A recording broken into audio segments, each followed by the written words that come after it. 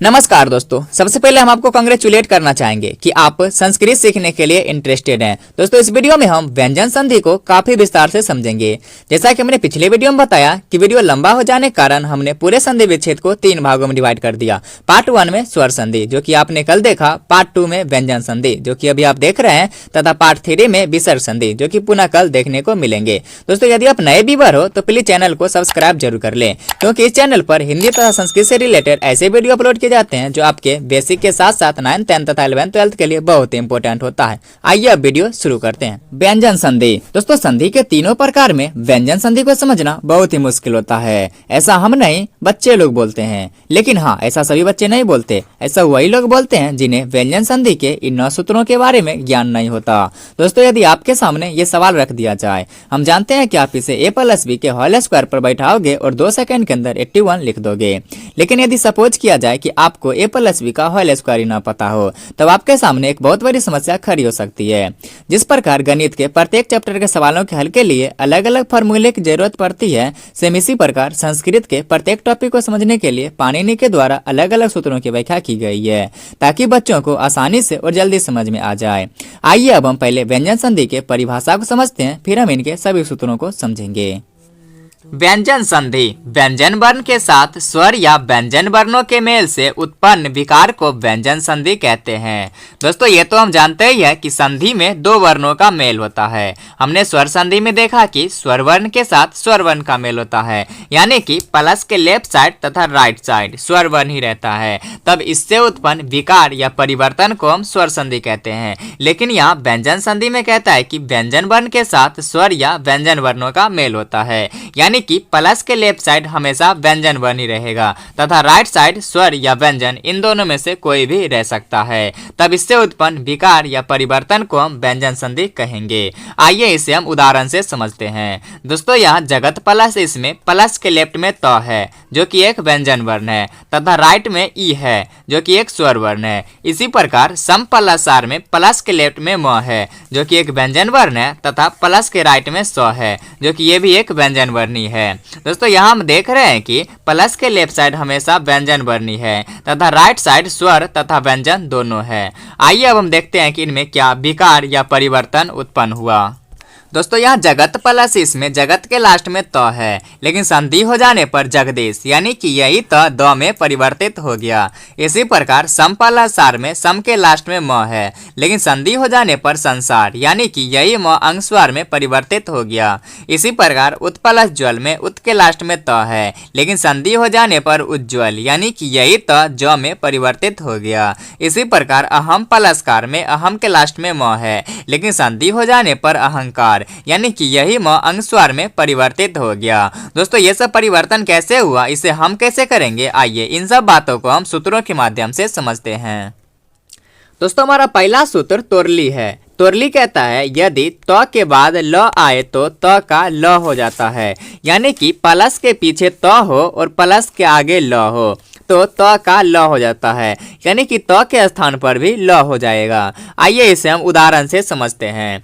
उत प्लस लेख बराबर उल्लेख।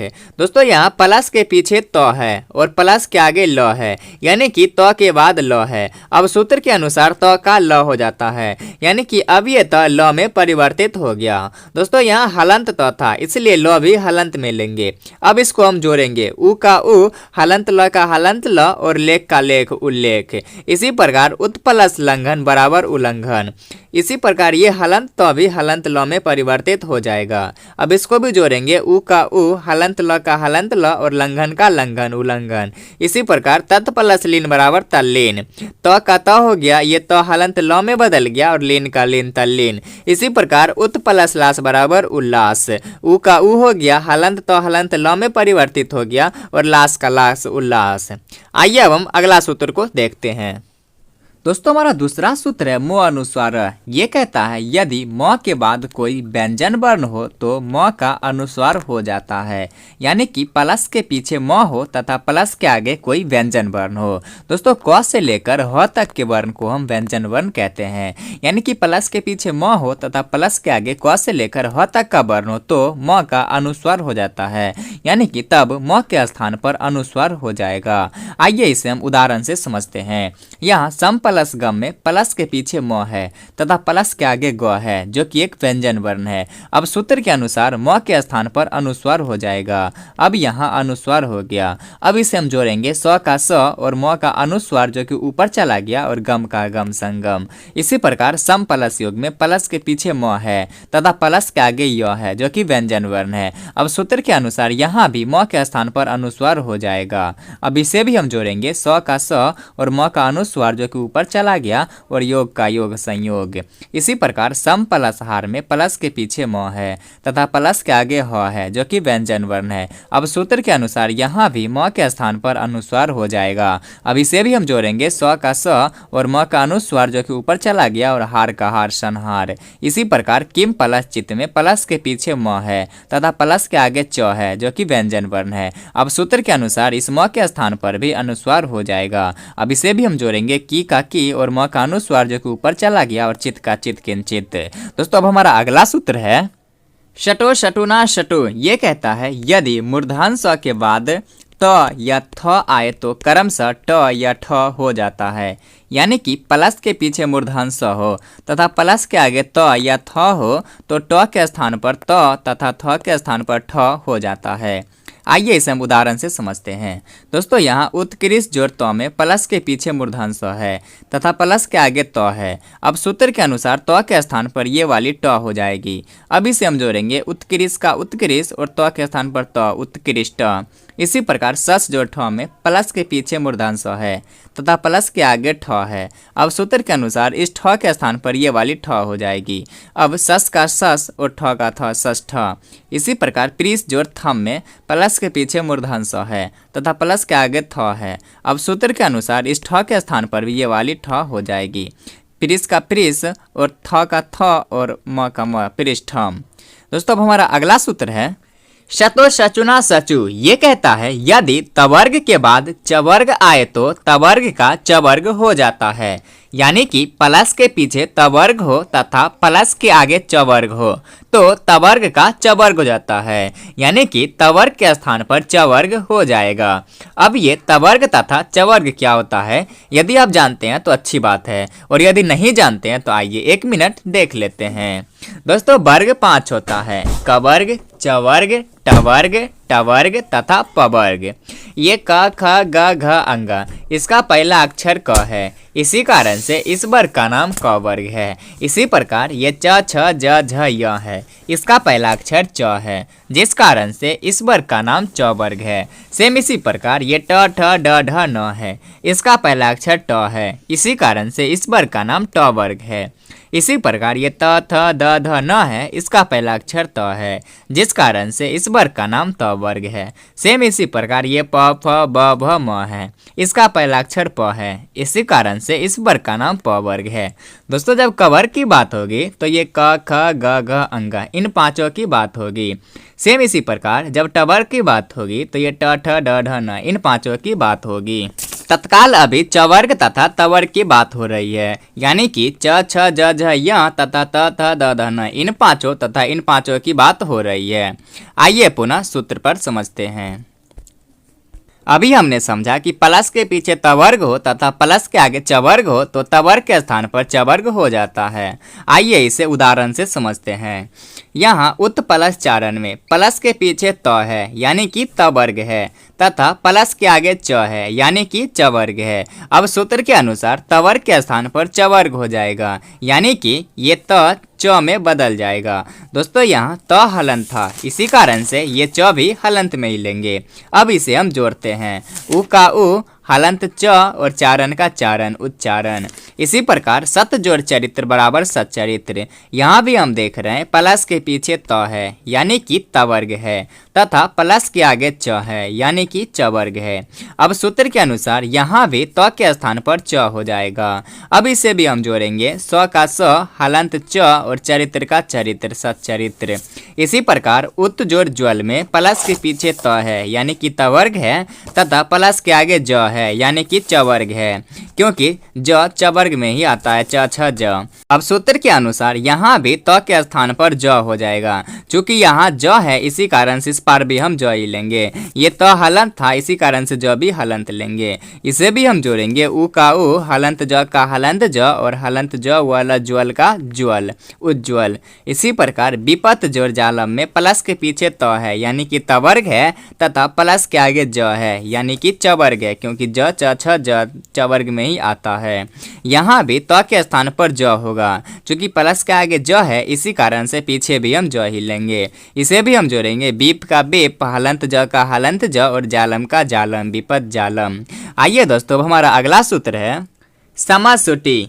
ये कहता है यदि सम के बाद क्रिय धातु से निष्पन्न कोई शब्द हो तो म का अनुस्वार हो जाता है एवं दंत स का आगमन हो जाता है। यानी कि प्लस के पीछे सम हो तथा प्लस के आगे क्रिय धातु से निष्पन्न कोई शब्द हो। बस इतना समझो कि प्लस के पीछे सम हो तथा प्लस के आगे क हो तो म का अनुस्वार हो जाता है, यानी कि तब ये म अनुस्वार में परिवर्तित हो जाएगा एवं दंत स का आगमन हो जाएगा, तथा अनुस्वार के बाद दंत स, हलंत दंत स का आगमन हो जाता है। आइए इसे हम उदाहरण से समझते हैं। यहाँ सम प्लसकार बराबर संस्कार है। यहाँ हम देख रहे हैं कि प्लस के पीछे सम है तथा प्लस के आगे क्रिय धातु से निष्पन्न यानी कि क है। अब सूत्र के अनुसार यहाँ म का अनुस्वार हो जाएगा। अब ये म अनुस्वार में परिवर्तित हो गया एवं दंत स का आगमन हो जाएगा। इसके बाद दंत स का आगमन हो जाता है। अब इसे हम जोड़ेंगे, स का स, ये म का अनुस्वार जो कि ऊपर चला गया, फिर ये हलंत दंत स का आगमन हो गया और कार का कार संस्कार। इसी प्रकार सम प्लस कीर्ति में प्लस के पीछे सम है तथा प्लस के आगे फिर क्रि है। अब सूत्र के अनुसार इस म के स्थान पर भी अनुस्वार हो जाएगा एवं हलंत दंत स का आगमन हो जाएगा। अब इसे भी हम जोड़ेंगे, स का स, अनुस्वार का अनुस्वार जो कि ऊपर चला गया, हलंत दंत स का आगमन हो गया और कीर्ति का कीर्ति संस्कृति। आइए दोस्तों, अब हमारा अगला सूत्र है छेच। ये कहता है ह्रस्व स्वर के बाद छ हो तो छ के पहले तुक यानी कि त का आगम होता है, फिर सचुत्वा के नियम से त के स्थान पर च हो जाता है, यानी कि प्लस के पहले ह्रस्व स्वर हो तथा प्लस के आगे छ हो तो छ के पहले तुक यानी कि त का आगम होता है, फिर सचुत्वा के नियम से इस त के स्थान पर च हो जाता है। आइए इसे हम उदाहरण से समझते हैं। दोस्तों, यहाँ परिजोड़ छेद में प्लस के पीछे री है जो कि ह्रस्व स्वर में है तथा प्लस के आगे छ है। अब सूत्र के अनुसार छ के पहले तुक का आगम होगा यानी कि त का आगम होगा, फिर सचुत्वा के नियम से इस त के स्थान पर च हो जाएगा। अब इसे हम जोड़ेंगे, परी का परी, हलंत च का हलंत च और छेद का छेद परिच्छेद। इसी प्रकार बीज और छेद में प्लस के पीछे बी है जो कि ह्रस्व स्वर में है तथा प्लस के आगे छ है। अब सूत्र के अनुसार यहाँ भी छ के पहले तुक का यानी कि त का आगम होगा, फिर सचुत्वा के नियम से इस हलंत के स्थान पर हलंत च हो जाएगा। इसे भी हम जोड़ेंगे, बी का बी, हलंत च का हलंत च, छेद का छेद विच्छेद। इसी प्रकार राज्य और छत्रम में प्लस के पीछे ज है जो कि ह्रस्व स्वर में है। दोस्तों, अ को हम ह्रस्व स्वर कहते हैं तथा आ को हम दीर्घ स्वर कहते हैं। यहाँ राज है यानी कि ज के बाद अ छिपा हुआ है यानी कि ये ह्रस्व स्वर है तथा प्लस के आगे छ है। अब सूत्र के अनुसार यहाँ भी छ के पहले तुक यानी कि त का आगम होगा, फिर सूत्र के अनुसार सचुत्वा के नियम से त के स्थान पर च हो जाएगा। इसे भी हम जोड़ेंगे, राज का राज, हलंत च का हलंत च, छत्रम का छत्रम, राजद छत्रम। आइए अब हमारा अगला सूत्र है यरो अनुनासिके अनुनासिकोवा। ये कहता है यदि वर्ग के प्रथम वर्ण के बाद किसी वर्ग का पंचम वर्ण आए तो प्रथम वर्ण के स्थान पर उसी वर्ग का पंचम वर्ण हो जाता है, यानी कि प्लस के पीछे प्रथम वर्ण हो तथा प्लस के आगे पंचम वर्ण हो तो इस प्रथम वर्ण के स्थान पर भी पंचम वर्ण हो जाएगा। दोस्तों अभी हमने देखा कि वर्ग 5 होता है, कवर्ग, चवर्ग, टवर्ग, तवर्ग तथा पवर्ग। ये हमारा प्रथम वर्ण है और ये द्वितीय वर्ण है, ये तृतीय, ये चतुर्थ तथा ये पंचम वर्ण है। ये सभी द्वितीय वर्ण है, ये तृतीय, ये चतुर्थ तथा ये सभी पंचम वर्ण है। और यहाँ बोल रहा है यदि प्लस के पीछे प्रथम वर्ण हो तथा प्लस के आगे पंचम वर्ण हो तो इस प्रथम वर्ण के स्थान पर भी पंचम वर्ण हो जाएगा। आइए इसे उदाहरण से समझते हैं। उत जोड़ नति बराबर उन्नति। दोस्तों यहाँ प्लस के पीछे त है यानी कि तवर का प्रथम वर्ण है तथा प्लस के आगे न है यानी कि तवर का ही पंचम वर्ण है। अब सूत्र के अनुसार इस प्रथम वर्ण के स्थान पर भी पंचम वर्ण हो जाएगा। दोस्तों त का पंचम न होता है। दोस्तों यहाँ तो हलंत है, इसी कारण से न भी हलंत लेंगे। अब इसे हम जोड़ेंगे उ का उ, हलंत न का हलंत न और नति का नति, उन्नति। इसी प्रकार सत जोड़ मुख में प्लस के पीछे ट है यानी कि तवर का प्रथम वर्ण है तथा प्लस के आगे म है यानी कि पवर्ग का पंचम वर्ण है। अब सूत्र के अनुसार इस ट के स्थान पर भी पंचम वर्ण हो जाएगा। ट का पंचम न होता है। दोस्तों यहाँ भी ट हलंत है, इसी कारण से न भी हलंत लेंगे। अब इसे हम जोड़ेंगे मूर्धांश का मूर्धांश, हलंत न और मुख का मुख, सन्मुख। इसी प्रकार बाक जोड़ में प्लस के पीछे क है यानी कि कवर्ग का प्रथम वर्ण है तथा प्लस के आगे म है यानी कि पवर्ग का पंचम वर्ण है। अब यहाँ भी सूत्र के अनुसार प्रथम वर्ण के स्थान पर पंचम वर्ण हो जाएगा। दोस्तों क का पंचम अंग होता है, यहाँ भी क हलंत है, इसी कारण से अंग भी हलंत लेंगे। इसे भी हम जोड़ेंगे वा का वा, अंग का अंग और मैं का मैं, बांग में। आइए दोस्तों अब हमारा अगला सूत्र है झलाम जसवंते। ये कहता है यदि वर्ग के प्रथम वर्ण के बाद किसी वर्ग का तृतीय या चतुर्थ वर्ण रहे या य व र ल रहे या कोई स्वर वर्ण रहे तो प्रथम वर्ण का उसी वर्ग का तृतीय वर्ण हो जाता है। यानी कि प्लस के पहले प्रथम वर्ण रहे तथा प्लस के आगे तृतीय या फिर चतुर्थ वर्ण रहे या फिर य व र ल रहे या फिर य व र ल रहे या कोई स्वर रहे या फिर कोई स्वर रहे तो प्रथम वर्ण के स्थान पर इसी वर्ग का तृतीय वर्ण हो जाएगा। आइए इसे उदाहरण से समझते हैं। दिक् प्लस अंबर बराबर दिगंबर। दोस्तों यहाँ प्लस के पीछे क है यानी कि कवर्ग का प्रथम वर्ण है तथा प्लस के आगे अ है यानी कि स्वर वर्ण है। अब सूत्र के अनुसार प्रथम वर्ण के स्थान पर तृतीय वर्ण हो जाएगा। दोस्तों क का तृतीय ग होता है, क ख ग। दोस्तों यहाँ क हलंत है, इस कारण से ग भी हलंत लेंगे। अब इसे हम जोड़ेंगे दी का दी। दोस्तों जब हलंत ग के साथ अ मिलता है तो पूरा ग और हलंत म का हलंत म और बर का बर, दिगंबर। इसी प्रकार सत जोड़ उक्ति बराबर सदुक्ति। यहाँ भी हम देख रहे हैं प्लस के पीछे त है यानी कि तवर्ग का प्रथम वर्ण है तथा प्लस के आगे उ है यानी कि स्वर वर्ण है। अब सूत्र के अनुसार इस प्रथम वर्ण के स्थान पर भी तृतीय वर्ण हो जाएगा। दोस्तों त का तृतीय द होता है। दोस्तों हलंत तो है, इसी कारण से द भी हलंत लेंगे। इसे हम जोड़ेंगे स का स, हलंत द के साथ जब उ मिलता है तो दो और किति का किति, सदुक्ति। इसी प्रकार अच जोड़ अंत बराबर अजंत। दोस्तों यहाँ प्लस के पीछे च है यानी कि चवर्ग का प्रथम वर्ण है तथा प्लस के आगे अ है यानी कि स्वर वर्ण है। अब सूत्र के अनुसार इस प्रथम वर्ण के स्थान पर तृतीय वर्ण हो जाएगा। दोस्तों च का तृतीय ज होता है, यहाँ च हलंत है, इसी कारण से ज भी हलंत लेंगे। इसे अब हम जोड़ेंगे अ का अ।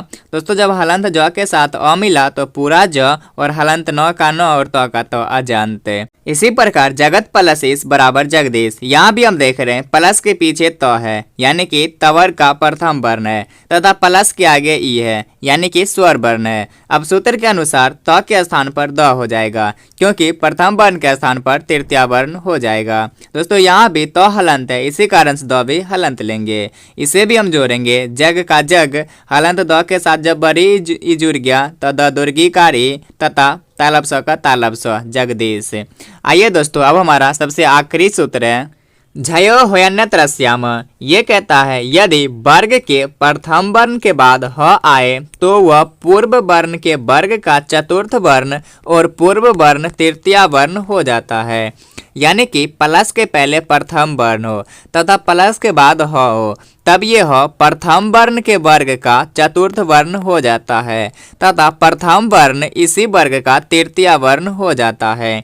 आइए इसे उदाहरण से समझते हैं। उत प्लस हार बराबर उद्धार। दोस्तों यहाँ हम देख रहे हैं प्लस के पीछे त है, यानी कि त वर्ग का प्रथम वर्ण है तथा प्लस के आगे ह है। अब सूत्र के अनुसार ये त वर्ग का चतुर्थ वर्ण, त वर्ग का चतुर्थ ध होता है, ये ध बन जाएगा तथा ये त इसका तृतीय यानी कि द बन जाएगा। दोस्तों तो हलंत है, इसी कारण से द भी हलंत लेंगे। इसे अब हम जोड़ेंगे उ का उ, हलंत द का हलंत द और ध के साथ आ की मात्रा है धा और र उद्धार। इसी प्रकार बाक जोड़ हरी में प्लस के पीछे क है, यानी कि क वर्ग का प्रथम वर्ण है तथा प्लस के आगे ह है। यहाँ भी सूत्र के अनुसार ये ह क का चतुर्थ यानी कि घ बन जाएगा तथा ये क तृतीय यानी कि ग बन जाएगा। इसे भी हम जोड़ेंगे वा का वा, हलंत ग का हलंत ग और घ का घ री बाघ घरी। इसी प्रकार अगला है तत् प्लस हित बराबर तद्धित। प्लस के पीछे त है, यानी कि त वर्ग का प्रथम वर्ण है तथा प्लस के आगे ह है। अब सूत्र के अनुसार ये ह त वर्ग का चतुर्थ यानी कि ध बन जाएगा तथा ये त वर्ग द बन जाएगा। इसे भी हम जोड़ेंगे त का त, हलन द का हलंत द और ध के साथ छोटे की मात्रा है धी और तद्धित। इस प्रकार हमारा व्यंजन संधि समाप्त होता है। आशा करता हूँ कि ये वीडियो आपके लिए काफी यूजफुल रहा होगा। दोस्तों ऐसे ही और वीडियोज देखने के लिए आप हमारे चैनल को सब्सक्राइब कर सकते हैं, जिससे हमारे सभी वीडियो आप तक पहुँच सके। धन्यवाद।